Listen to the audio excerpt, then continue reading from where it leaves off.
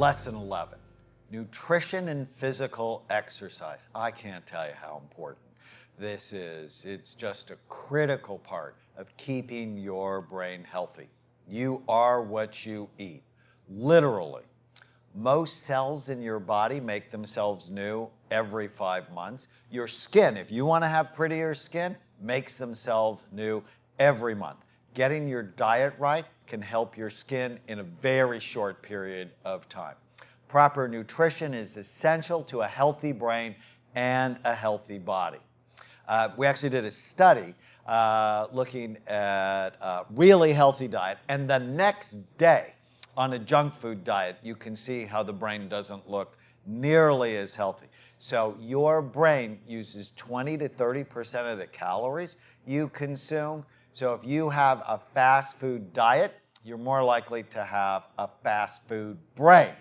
So food is a drug. It affects your mood and energy. It can make you feel worse, such as you have 2 or 3 or 4 donuts in the morning. You'll get spacey. Can make you sleepy if you have too many simple sugars at lunch. Think bread, pasta, potatoes, rice, sugar. Your diet can help you feel great, have good energy, and your focus will be better with a good diet. Our society, unfortunately, is giving us the wrong messages about food. Supersize this for only 39 cents. Do you want fries with your meal? Do you want bread? Do you want dessert? Free refills. And I always want to know, why are you going to pay extra money to be fat and have less brain function? So we have to be careful. One of the reasons for the obesity epidemic in the United States is the size of meals just expanded, as did our waistline. So who has the worst diets? It's usually teenagers. Why? Because parents often feel like they have little influence. This is not a good idea. You have a brain that's undergoing intense development, as we've talked about in this course. It needs proper nutrition to develop right. This is very important. Your brain is undergoing intense development, wild development. It needs proper nutrition to develop right. So why care? What does your diet influence? Health, energy, performance, thinking, weight, appearance, your skin, how healthy you look, how vibrant you look, how handsome, how pretty you look, often depends on what you're eating. We know this. Obesity is on the rise. In one study, almost 1/3 of children were overweight. Overweight teens have tripled in the past 2 decades. In California, 26.5% of kids are overweight. Almost 40% of them are unfit. Overweight children are far more likely to be overweight adults and to develop diabetes. The exciting news, what we see over and over again, if you really understand this message, you can get to a healthy weight and you don't have to starve yourself. Starving yourself is the wrong way to do it. Eating right consistently over time is the best way to get to a healthy weight. People gain weight when they eat more calories than they burn. So calories in versus calories out. So calories in, it's what you're eating. Calories out, your level of exercise. But the quality of your calories matter most. If you go on a Twinkie diet, you will lose weight if you only have 400 calories of Twinkies a day and that's all you eat, but it'll make you sick and is clearly not a good idea. So I actually do not like diets that are under 1,000 calories a day because you're not giving your body the nutrition it needs. The quality of your calories, the quality of your calories matters most. So why are we obese? The average teen male burns about 2,500 calories a day. The average teen female, about 2,000 calories a day. If you eat more calories than you burn, you gain weight. So if you're eating 3,500 calories a day or 4,000 calories a day, you're going to gain weight over time. If you eat less calories than you burn, you lose weight. But don't forget, it's quality that matters. So 1 pound is equal to 3,500 calories more than you burn. So for example, if you need 2,000 calories a day, but on average, you're eating 2,500 calories a day, you will gain a pound a week, because it's an extra 500 calories a day. 500 times 7 is 3,500 calories. So in order to lose a pound, if you eat 1,500 calories a day, but you're burning 2,000, so that's, we call it your base metabolic rate, then you lose a pound a week. And I don't like it if you lose more than that, because it's not something you can sustain. And ultimately, we want you to find a diet that's the right calories, that serves your body, that helps development. Remember, your brain is undergoing wild development, and you want to feed it the right nutrition. So 1 pound of weight gain, you eat 3,500 calories more than you burn. 1 pound of weight loss is you eat 3,500 calories less than you burn. That's why you're not going to lose 5 pounds in a day. If you lose 5 pounds in a day, it's because it's water weight. So for example, if you eat 500 extra calories a day, you'll gain a pound a week. So I talked to somebody recently who was having 3 alcohol drinks every day. That's 300, because they're about 100 calories each. So 300 calories a day. It ended up to be like 30 pounds a year he was putting on his body with just alcohol. It's a bad idea. So 500 calories times 7 equals 3,500 calories, or 1 pound. And so one of the exercises in the lab, we actually want you to go to the website of your favorite restaurant or fast food restaurant and just put in your favorite meals and see how many calories you're expending. So for example, at Wendy's, 1 meal was 2,200 calories. So if a guy who needs 2,500 calories a day has this meal for lunch, a Baconator, large fries, and a large strawberry Frosty, that means whatever else they're having for breakfast or dinner means fat on their body. If you have a large chili, a baked potato, sour cream, chives, and water, it's only 590 calories. So at home, if you talk to my children, they will tell you, I hate wasting money. Hate it. When I come home and the lights are on and nobody's in the room, it just irritates me. I have plenty of money. I don't like wasting it. I feel the same way about calories. I don't waste them because I have obese people in my family and I have the genes. I actually had my genetic test for obesity. It said I have a 2/3 chance of being overweight. I'm not. Why? Because I think of calories like money and I'm not wasting them. I love eating. Love eating. I love great food, but I'm not going to overeat, because if I do, I'll become fat and then I won't like how I look because I'm vain. I don't want that. And I won't like how I feel. And my knees will hurt and I'll have arthritis. Not good. So if we look at this 1 meal from McDonald's, double quarter pounder with cheese, large fries, large Coke, well, that's 1,550 calories for 1 meal. And if I did that at lunch and dinner, I'm way over. I'm already gaining more than a pound a week. If, on the other hand, I got a Caesar salad with the low-fat balsamic dressing, fruit and yogurt parfait, and water, I'm making better choices for myself. Or in Jack in the Box, if I get a sirloin cheeseburger, onion rings, a fat-free mango smoothie, it's 2,000 calories. Or if I get a chicken fajita pita, and the apple bites with caramel and water, it's less than 400 calories. So I just want you thinking about what you're putting in your body so that you don't have to struggle with your weight. And I don't want you to think about, oh, I'm going to do this for 2 weeks so I can get into this dress. I want you to think of this for a lifetime. You don't want to waste money. Don't waste your calories. So here's some simple brain healthy foods.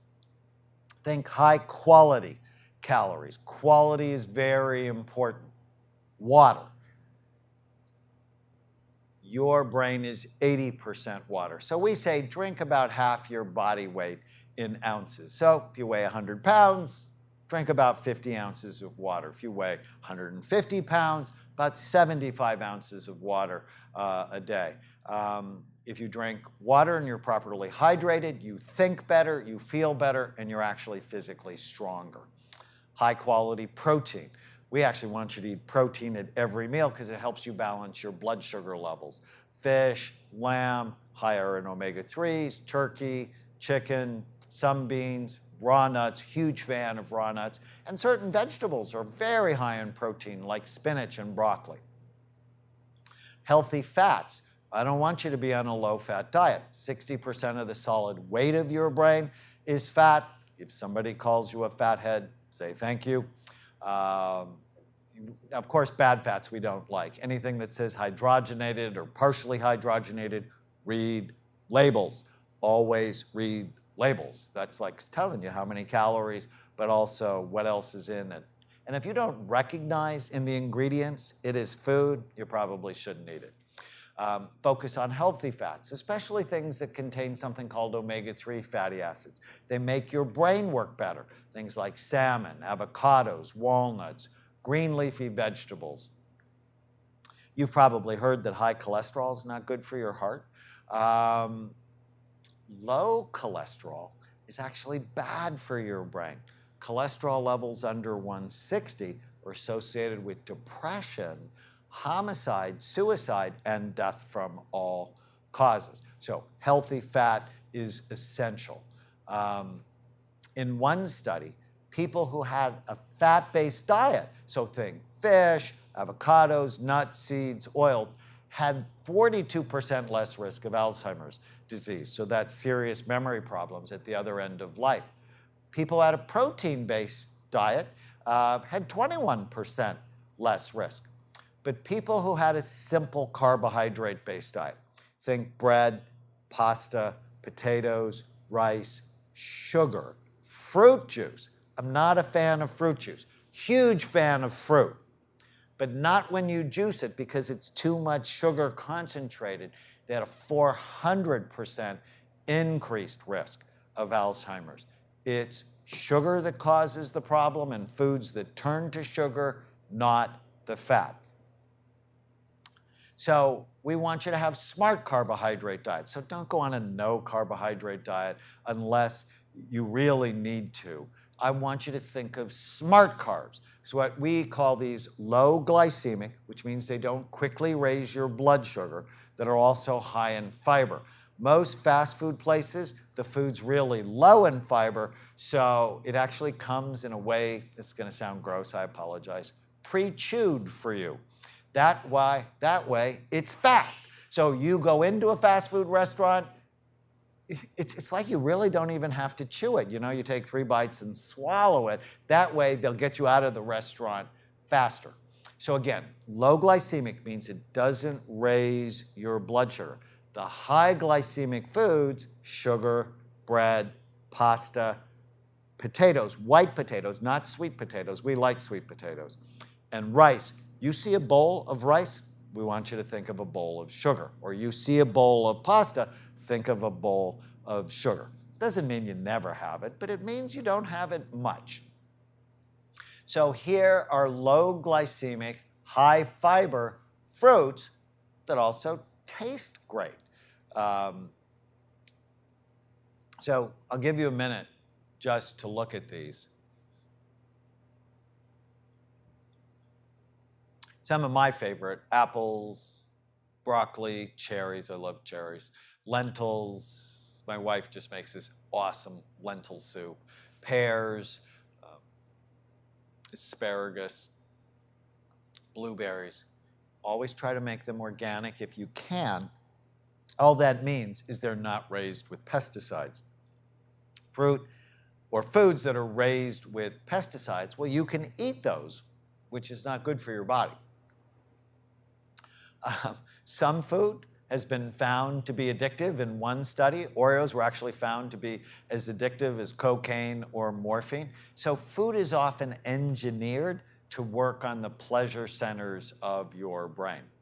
And there's an area deep in your brain called the nucleus accumbens. So it's where smoking works, it's where cocaine works, it's where heroin works, and it's also where sugar works. So that's why the less sugar, the less you will crave sugar.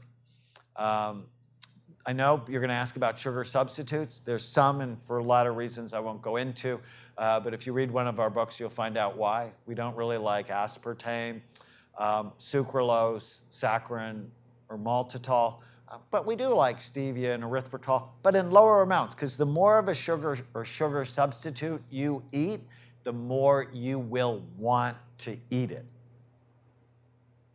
We always say eat from the rainbow. That means put foods in your diet of many different colors because they have something in it called phytonutrients, flavanols, and it boosts antioxidants that help keep your brain young and happy. Of course, this does not mean Skittles. You want to avoid artificial colors and preservatives. So this is actually someone who became mean and nasty whenever they got red dye. I mean, parents just said it was a completely different person. And we could see that their brain became much more active when they got red dye. Cook with healthy herbs and spices. Spices actually should be in the medicine cabinet. So spices we really like, garlic and oregano, help boost blood flow to your brain. Saffron has antidepressant effects. Curcumin that we see in curry is shown to decrease pain and boost mood. Rosemary, thyme, and sage enhance memory. Ginger and spicy things like cayenne, black pepper boost metabolism, and cinnamon actually has been shown to help focus and attention. You want to lose things that are potentially toxic for you, so limit sugar, artificial sweeteners, processed foods as much as you can. And if you're sensitive, if your weight's an issue or your skin's not what you like or your GI tract is upset or you have problems with mood or temper, try to go without gluten, dairy, and corn and see if you're sensitive to them. Some of the best testimonials we have from our work at Amen Clinics are when people get rid of these things in their diet. One of my patients, Victor, he'd seen so many different doctors because he was depressed, anxious, couldn't sleep. He saw endocrinologists, cardiologists, psychiatrists, sleep doctors. And when we put him on this elimination diet, he felt better than he had in years just after a week. And when we added back corn, because when you eliminate them for a month or two and then you add them back one at a time, he said within a few bites he knew corn was the problem. And so he broke up with corn. He said it wasn't worth the bad feelings, even though he was in love with corn chips and love with corn tortillas and in love with popcorn. He said it just wasn't worth it. Brain healthy nutrition is not just for humans. This is our dog Aslan, our white shepherd, who we love, who's the sweetest dog. But ever since we got him, at 5 months old, he had diarrhea, chronic ear infection, and he was the most anxious dog. He was just afraid of everything. And one day we came home and he was crying in the corner of his kennel and he was bleeding. You could see his skin was just macerated. We had thought he had been attacked by another animal. And we spent thousands of dollars trying to figure out what was the matter. And he was sensitive to the high quality premium dog food we were feeding him. I mean, isn't that nuts? So we put him on an elimination diet and eliminated just the things that we talked about and put him on a dog food that had 5 ingredients. So it was lamb or duck, sweet potatoes, blueberries, cranberries, kale. That was it. And literally, within weeks, his skin was healed and his fur became shiny, and he's not been back to the vet for any medical issues in 2 years. If diet can do that to Aslan, what do you think it can do to you? So if you're not feeling well, in my mind, first thing to think about is your food. Food is medicine or it's poison. So this is Chloe, who you meet in our interactions with our amazing young person panel. And ever since she was 2, she and I play this game. Is this good for my brain or bad for it? So I just want you to ask yourself that when you're in front of a plate of food. Good for my brain or bad for it? So now I have grandbabies, and just the other night, Elias, who is 7, and Liam, who is 5, they love when I tickle them. So they're always asking me to tickle them. Tickle me, Grandpa, tickle me. And so I'm only going to tickle you if you get the answer right. And we changed Chloe's game a little bit to Eli and Liam's game. And I say, it's going to make your brain bigger or smaller? Bigger or smaller? Football, they go, oh, smaller, tickle, tickle, tickle. They laugh and have fun. Avocados, bigger, so I tickle them. Blueberries, and Eli's smart. He goes, are they organic? Because non-organic blueberries hold more pesticides than almost any fruit. He goes, if they have pesticides, it makes your brain smaller, tickle, tickle, tickle. So I just want you to ask yourself this question. Is it good for my brain or bad for it? Will it make my brain bigger or smaller? Now, the next one is very important, is exercise. We want you to move daily because this helps your metabolism, it increases blood flow, it gets all the good-feeling neurotransmitters going. This is my good friend, Dr. Garrett Howig. He's one of the psychiatrists at Amen Clinics. He took what we say seriously. He lived it. He's not overweight. He's obviously fit. But then Garrett went to Hawaii and got an infection that kills 70% of people who get this infection. It's called leptospirosis that he got from diving into a pool that had that infection. And he was in a coma for 7 days and nearly died. And the reason he didn't die is he went into the hospital with a lot of muscle on his body. So muscle is your protein reserve. And Garrett, is alive today because he had muscle on his body when he went into the hospital. So he can do what he loves. Exercise is really important. Physical activity on a daily basis is important. Walking, weight training. The stronger you are as you age, the less likely you are to get memory problems.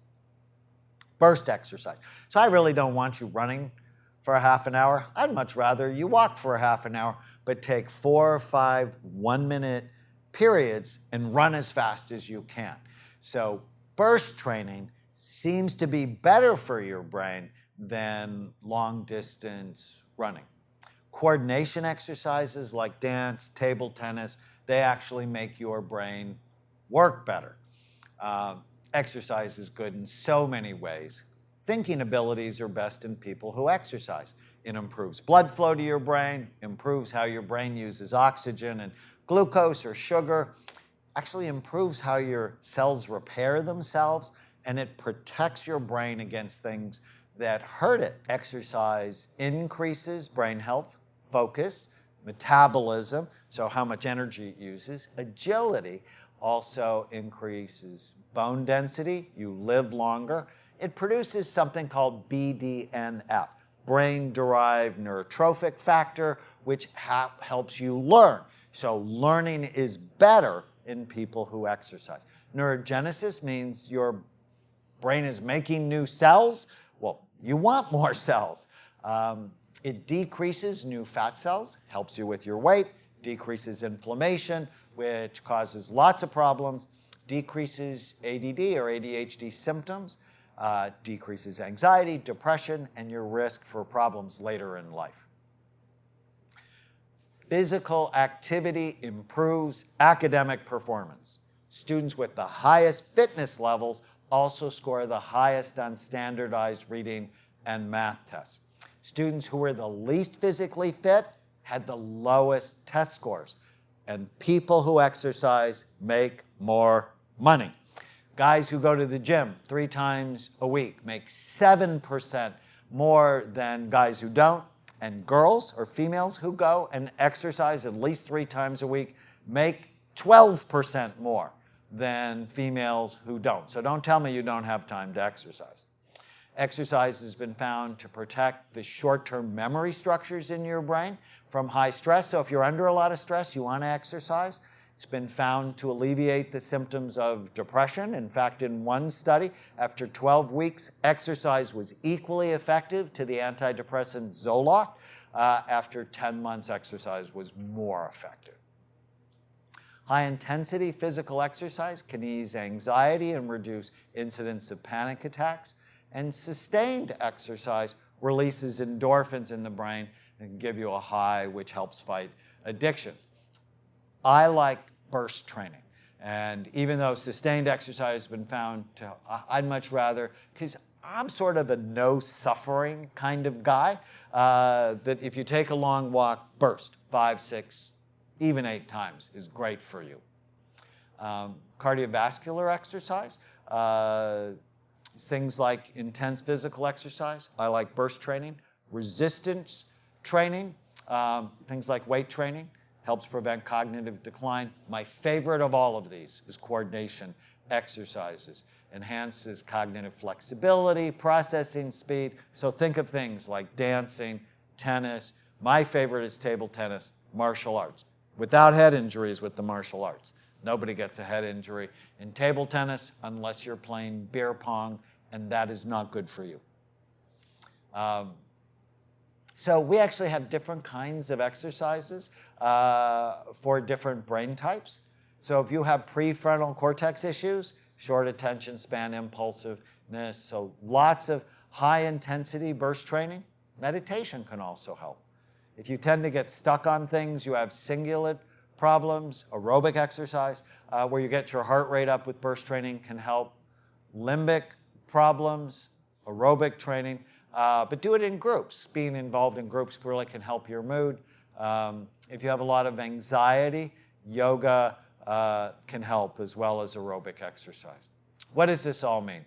Nutrition and exercise can change the way your brain works, can help you feel better or worse. They're 2 essential, lifelong strategies to help your brain thrive by 25 and beyond. When we come back, we're going to talk about mental exercise, and we'll also talk about ways to bust stress.